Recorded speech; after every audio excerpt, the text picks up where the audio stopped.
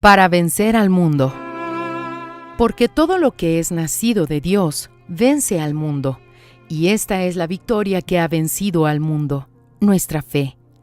Primera de Juan capítulo 5 versículo 4. Para vencer al mundo no es necesario tener dinero, posición social o algún nivel de escolaridad. Para vencer al desierto que es este mundo solo hay una manera: nacer de Dios, vivir por la fe. El nacido de Dios vence al mundo, pues murió para el mundo. Murió para el mundo, pues hoy vive para Dios. Si usted murió para el mundo y nació de Dios, no se deje abatir por el miedo o por la voz alta de los problemas. Deje que los problemas griten. Mire solo al autor y consumador de su fe. Él garantizó que venceríamos al mundo.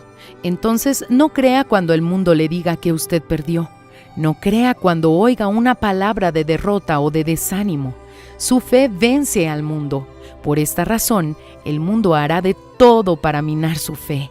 Sepa identificar esos ataques y reaccione fortaleciendo su fe. Aprenda a hacer limonada de los limones que surjan en su camino.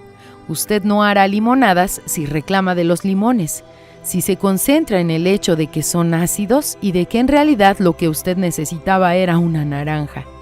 Dios permite los limones de las injusticias, de las persecuciones y de las tribulaciones para que aprendamos a hacer limonadas y podamos sacar provecho de esas experiencias en el futuro. Cuando andamos de acuerdo con la palabra de Dios, incluso en circunstancias adversas, le probamos a Dios que creemos en Él. No cedemos ante las facilidades de este mundo, ni desistimos de nuestra fe. Entonces, Dios se coloca en la obligación de librarnos de los leones. Este es el camino para vencer. No importa la situación que usted esté enfrentando, si nació de Dios, su fe vence al mundo.